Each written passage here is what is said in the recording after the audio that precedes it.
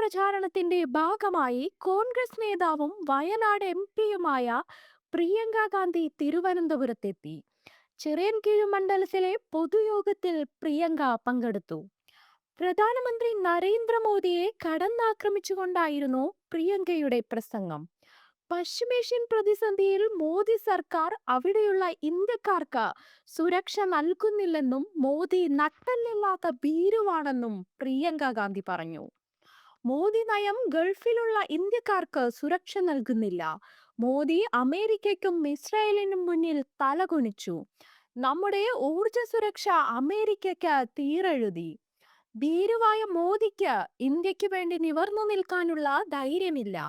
Epstein ഫയലിൽ പേരുള്ളത് കൊണ്ടാണ് ഈ ഭയം. കേരളത്തിലെ മുഖ്യമന്ത്രി പിണറായി വിജയൻ മോദിയുടെ ബി ടീമാണ്.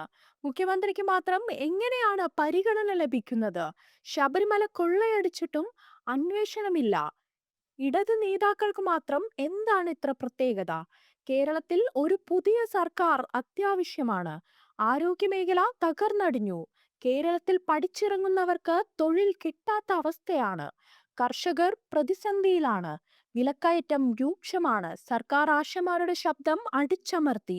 തെരഞ്ഞെടുപ്പ് വന്നപ്പോൾ മാത്രം അവരെ കണ്ടു.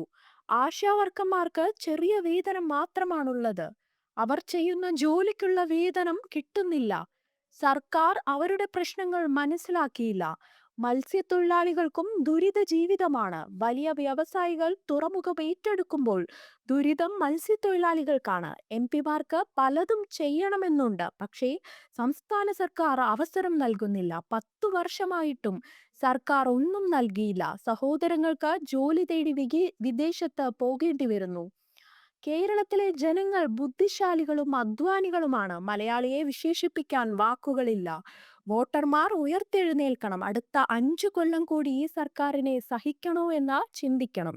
വർഗീയതയുടെ രാഷ്ട്രീയത്തെ ജനങ്ങൾ മാറ്റി നിർത്തണം, പ്രിയങ്ക ഗാന്ധി പറഞ്ഞു.